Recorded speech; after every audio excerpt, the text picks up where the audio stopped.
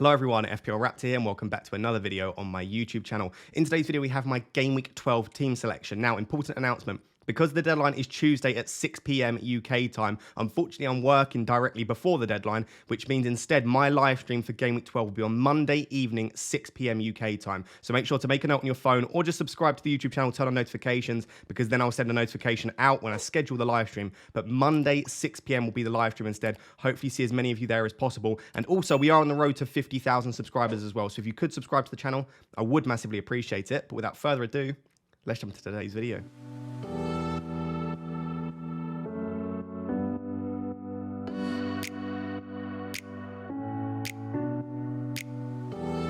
So guys, as always, when I record a video on a Sunday evening for you, I usually have to start recording during the final game. So I'm currently recording this at halftime in the Man City-Liverpool game. It's currently 0-0. That's why you can see a star next to my Game Week points and also next to my 3 Man City players, just due to the fact that the game's still ongoing and they could get me points, they could get me minus points. Who knows what's going to happen in the second half. But realistically, all 3 of them are very highly owned at my rank, and the only one that can really harm my rank is De Bruyne, and he's only 15% owned at my rank.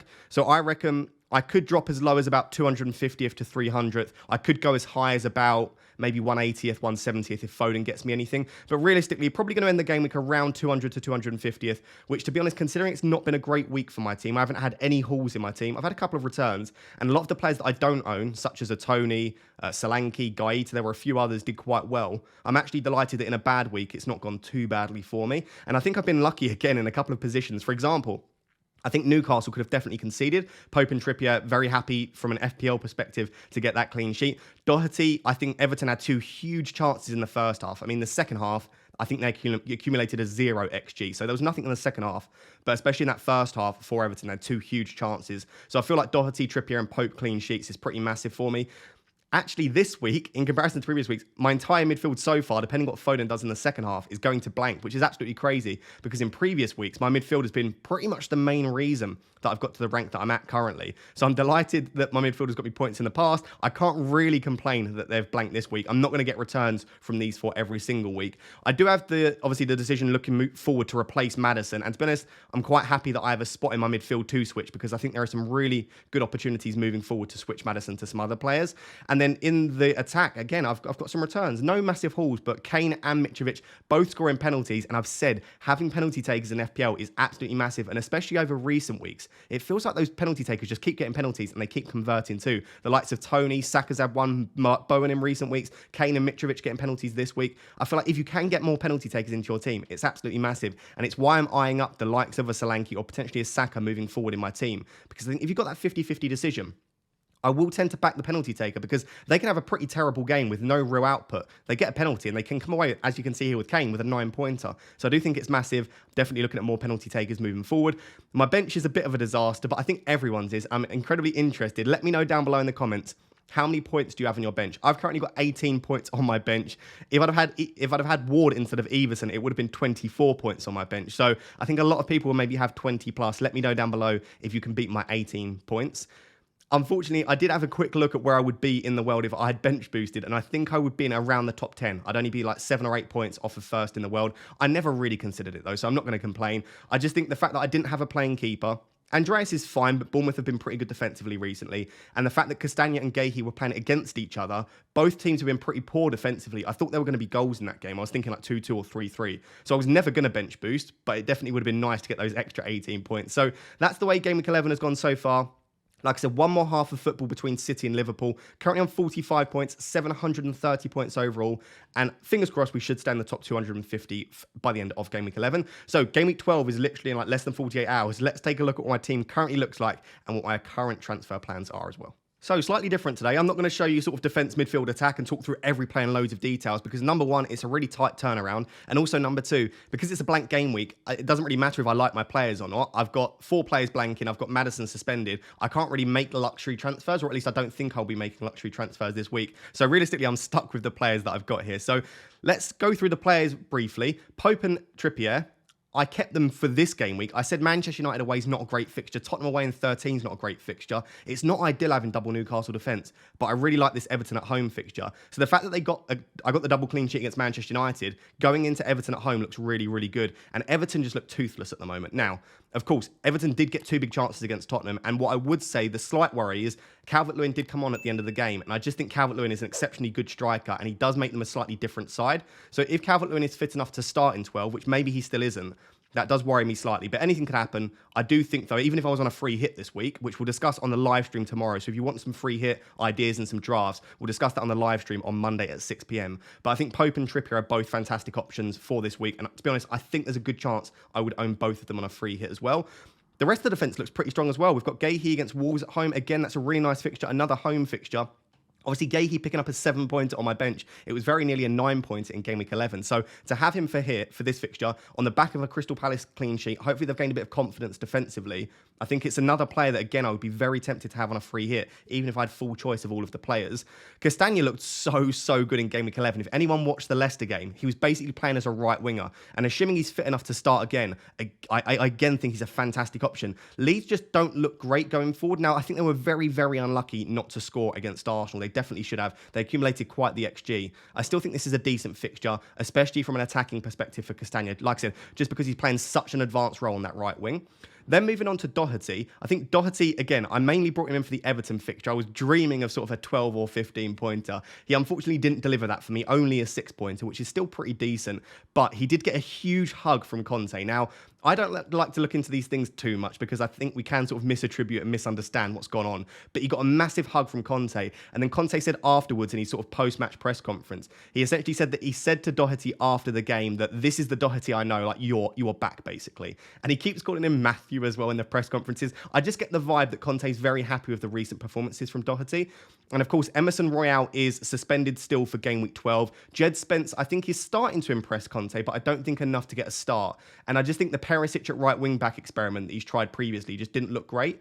So by all accounts, I do think Doherty will start right wing back for Spurs in game week 12. It's not a great fixture against Manchester United, but if Newcastle can get a clean sheet and Trippier got some opportunities on the right, I do think there is something there for Doherty. So really happy to still own him. Moving into the midfield, Bowen, Andreas and Maddison suspended. I don't think this is a great fixture for Bowen. Again, I know Liverpool haven't been great defensively, but Bowen and West Ham really do struggle away from home. Bowen in particular has only scored something like 4 goals away from home for West Ham in his career, so he just doesn't score a lot of goals away. And I prefer the home fixtures for him and for West Ham as a result. And Liverpool still are a decent defensive unit. Like, they're still in the top half of the table for a defensive side. So I don't think this is a great fixture. But again, I think that after that, they've got Bournemouth and then some other decent fixtures as well for Bowen. I just don't think he's a priority to sell at the moment, especially when, again, he's on penalties. I think selling a penalty taker is always slightly risky, especially in a blank game week when there are other places that you can maybe use your free transfer. So I'll be keeping Bowen for the foreseeable future. Andreas is a player that I could sell this week. But again, it doesn't necessarily feel like I have to sell him. He's still a fantastic squad filler. He's a fantastic 5th midfielder. He's got 2 returns in 2 weeks. Aston Villa at home is a decent fixture as well. And if I do sell him for someone else, it's going to basically mean that from game week 13 onwards, I've got a lot of money on my bench, I should say, because I'd have 5 fairly expensive midfielders and then 3 fairly expensive attackers, which means every single week I have to bench a fairly expensive attacker, which I don't really want to do. I feel pretty happy benching Andreas most weeks. So he could be sold, as we'll discuss in a second, but I don't need to. The obvious player that I'm obviously going to sell in this team is Maddison. Now, I was probably going to sell Maddison in 13 anyway. I've discussed for a while that I was looking at Luis Diaz before his injury as a replacement for Maddison, and I've also been eyeing up Saka. Now, Saka looked really good again in game week 11. We know he's on penalties as well. So I'm almost definitely going to want Saka in that spot from game week 13 onwards. So I'm in a really nice position, I should say, with 2 free transfers and 1.4 million in the bank. I'm in a nice position where I can take a punt on Maddison and then a 1-week punt, and then I can move that 1-week punt on for Saka in 13. So I could do something like Maddison to Trossard and then Trossard to Saka in 13. I could do Maddison to Zaha and then Zaha to Saka in 13. The thing is with Zaha, I think if I bring in Zaha and he does okay, I'll probably want to keep Zaha because his fixtures are good long term, whereas Trossard is a 1-week punt. I think it's City and Chelsea for Brighton in 13 and 14. That really is just a 1-week punt, Maddison to Trossard, and I can move Trossard on for Saka. So that's the sort of things that I'm thinking at the moment with Maddison. I don't think I want a long-term replacement in that spot because I'm eyeing up Saka from 13 onwards. Moving on to the attack, of course, I've got Haaland there, not going to play. I've got Kane currently with the armband. I genuinely don't know what I'm doing. Very, very interested to hear down below. If you're only going to comment one thing for this video, let me know down below in the comments who are you currently planning on captaining. Because I just don't think there's a standout option particularly. Other than, I still think Salah is probably the best captaincy option. I don't know what he's going to do in the second half against City. I don't really care. It won't impact my opinion on it. I don't think West Ham look great defensively. I think Salah is definitely improving in recent weeks, especially he's been playing a little bit more centrally. Even if they play a 4-4-2 or a 4-3-3, I think Salah is drifting a little bit more centrally in recent weeks, especially in that 4-4-2 formation. I think he's the best captaincy option. But outside of that, I just don't see a massive standout. So I look at my team and I think, is Kane just the safer option? He's only blanked, I think, once this season in game week 2. Outside of that, yeah, he only tends to get sort of 7 to 9 points. But he does tend to get something every week. And I think there are goals in this game for Spurs. So at the moment, Kane's reluctantly got my armband because I don't see another standout option. And then I've got Mitrovic as my 10th player in my starting 11. Aston Villa at home, similar to, like I said, with Andreas, a good fixture. He's on penalties, good data still. I could sell Mitrovic, as we'll discuss in a second, but I don't need to sell Mitrovic. So at the moment, I've got 9 players playing, assuming they all play such. I know Doherty's a bit of a risk, etc. Maybe Castaigne's a slight risk, but let's say 9 players playing, 2 free transfers, 1.4 million in the bank. If I replace Maddison with a Zaha / a Trossard, we'll discuss that in the next section. That will give me 10 players for game week 12 with a free transfer still, and as much as sort of 2+ or 3 million-ish in the bank. So I'm going to have a lot of money in the bank and another free transfer to use. So what I've got to think in my head is, do I want to use that other free transfer? Because I've got 3 options, really. I can do Kane to Darwin, and then maybe sort of Maddison up to Salah. Or I could do, for example, Mitrovic up to Darwin with the money in the bank. So if I go like Maddison to Trossard, I could get Mitrovic up to Darwin or Firmino, and then I could captain a Liverpool striker. That is slightly tempting for me, but again, do I want to sell Mitrovic before 2 or 3 really good fixtures coming up, before Aston Villa at home when he's on penalties, and now I know he's fit? It feels like something that could backfire, but it would give me, in my opinion, one of the better captaincy options this week, such as a Darwin. So it's a really tricky position for me to be in.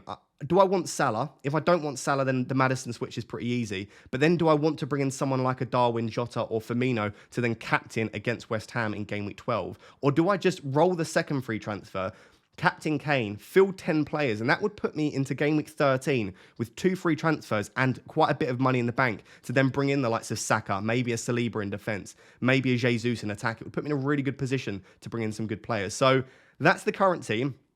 No matter what happens, I'm almost certainly only going to fill 10 players. So I don't think I'm going to sell Haaland, Cancelo, Foden or Martinelli. I want to keep all 4 of them, and I am going to replace Maddison. So I'm going to have 10 players that could potentially play. If any of them are benched or miss out, it will be 9. To answer the various questions around that, yes, I think it's absolutely fine to field 8, 9, 10 players. I don't think quantity is important. I think quality is. And as long as you cover most of the major bases and you think your players that you've got are decent, I think that's fine. With respect to would I free hit, it really is team dependent and it's strategy dependent. I think anything less than about 6, unless those 6 are really good, that's when I think you start to look towards maybe free hit. But if you've got 6 players and 1 free transfer or 2 free transfers, with a -4, you can get to 8 or 9 players. So I'm of the opinion that a free hit is so incredibly useful later on in the season that unless you really need to free hit, I personally wouldn't. And unless you really need to wildcard, again, I would rather try and get 8 or 9 players out, maybe even 7 players out, and then wildcard in 13 because I just think it'll be so much more useful. So for me, I would avoid playing chips this week if you can. I will discuss free hits on the sort of my live stream tomorrow, Monday at 6 p.m. for those of you that are looking to free hit. But for me, I think you just got to try and get through this week. None of our teams are going to look particularly good. So as long as you've got sort of 7, 8, 9, 10 decent players, I think you just suck it up. It will probably be a relatively low scoring week. And what you've just got to hope is your captaincy absolutely smashes it.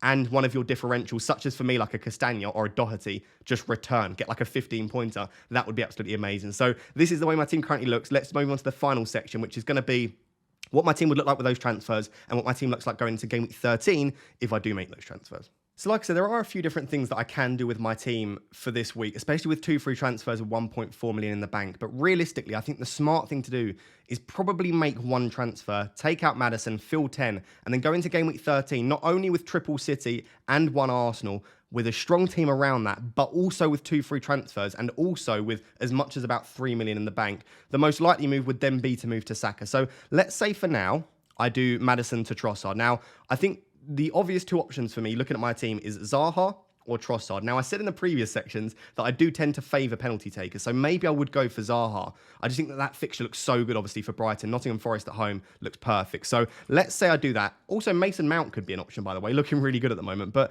let's say I do the Maddison to Trossard move. That gives me 2.6 million in the bank. It gives me an actual genuine captaincy option, but I think I would still just about lean towards Kane there. And I would probably roll the second transfer. But like I said, I do, if I want to, have the option to do Mitrovic to Darwin with my second free transfer and captain Darwin. My issue with bringing in Darwin is, number one, I have to take out Mitrovic, which I don't really like. And then the second thing my issue is, obviously, I want him, if I brought in Darwin, I would want to keep him for Forest and Leeds in 13 and 14. If he starts against West Ham, I think there's a very good chance he misses one of Nottingham Forest or Leeds, potentially both. Yes, there's a small chance he starts 3 in a row. I just can't see it. He's just not getting enough minutes recently for me to think there's any reason that he would start 3 in a row in the Premier League for Liverpool. So that would put me off slightly. And the other issue is, if I bring in Darwin for Mitrovic, it rules me out of doing Trossard back to Saka, and then I'm stuck with Trossard, or I'm stuck with someone around that price point, and I do really want Saka. So for all of those reasons, at the moment, obviously my bench is just full with blankers at the moment, I would go in with 10 players, and I would be doing Maddison to Trossard. If we move ahead to 13, the team looks super strong. So I've got, at the moment, my bench is a little bit stacked. I've got Doherty against Newcastle at home. I've got Trippier against Tottenham away. And I've got Andreas against Leeds away. If my predictions have been correct, and they could well be wrong, if Doherty starts against Manchester United, that means he would have started 2 games in the space of like 3 or 4 days. I think there's a good chance he then misses this Newcastle game, but I would probably keep him, because if he does miss the Newcastle game, I'd actually quite like that, because then I'd have him for Bournemouth away if he plays in game week 14. So it's a dangerous game to try and predict Conte and to try and predict which wing-backs are going to start on a regular basis. But I don't really need him for this week. So he could even sit like third sub. I could have Trippier first sub, Andreas second sub. And realistically, the rest of the team looks good. I've got Pope, I've got Gakey and Castagna with decent fixtures. I've got Cancelo, Foden and Haaland coming back in. I've got Martinelli against Southampton and Forest, Bowen against Bournemouth at home, Kane against Newcastle at home. There's a bit of a clash with Pope, of course, and then Mitrovic against Leeds away. All I would really want to do at this stage anyway, and there is obviously a game week in between, so anything could happen, is probably Trossard out after that 1 week punt to Saka. Now, that would give me 1.4 million in the bank once again. And I would, again, have a second free transfer to use if I wanted to. But there's no necessity for me to do so. My game week rating is 100% for this game week, according to Fantasy Football Hub. So the teams are controlling. And then if I go into game week 14, again, I've got a 100% game week rating. And if I just click the optimize button just to sort my team out, I've got to do this, sort the traffic lights, verify. The team, again, if I optimize it, bring in all of the players that I would want, it looks really strong. I could play Doherty if I want to. Obviously, the Fantasy Football Hub algorithm doesn't favour Doherty due to his minutes, but that's a really nice fixture against Bournemouth at home. But the team looks super strong. I don't even have any obvious transfers to make here, but maybe Bowen against Manchester United, then Palace, then Leeds. Maybe I could take out Bowen if I wanted to. Maybe I could try to bring in Gabriel Jesus against Nottingham Forest to have the triple up of Arsenal, or maybe bring in like a Saliba if I want to go into the Arsenal defence as well. But generally, the team's just looking really strong. So I guess this is to show you that I really can take a 1 week punt in 12. Trossard's looking the most likely, but also to show you, if I don't need a second transfer this week, I don't need a second transfer in 13, I don't need a second transfer in 14. Of course, injuries and rotation can crop up and anything could happen. I could, I guess, take another punt in game week 12, and I could do Mitrovic to Darwin. The only thing that's really putting me off that is obviously taking out Mitrovic, but blocking the Saka switchback. So at the moment, this is the way I'm planning on doing it. Basically, for anyone out there that's interested, it's going to be probably Maddison to Trossard, Mount, or Zaha. Currently leaning Trossard, Zaha, Mount in that order, but I've obviously got a little bit of time before the deadline. Anything can happen, and I could still be a little bit tempted by moving to Darwin, Firmino, or Jota and captaining that Liverpool striker. So guys, there you have it. That is my Game Week 12 team selection video. The blank game week that we've all been planning for a while now is finally here. I'm not very hopeful, but hopefully it doesn't damage my rank too much. Just a final reminder, please do remember, my stream will not take place before the deadline because I'm working, unfortunately. So my version of the deadline stream will be Monday at 6 p.m. and I'll answer all of your questions. We'll be going through free hit drafts, potential discussions around whether it's worth taking a hit, how many players you need to field, etc. So do tune into that. And as I've said for a while, we are on the road to 50,000 subscribers and we're fast approaching that. The growth has been insane. So if you've not yet subscribed and you've watched the entire video, please do subscribe. But until next time, guys, thank you very much for watching. Cheers. Bye-bye.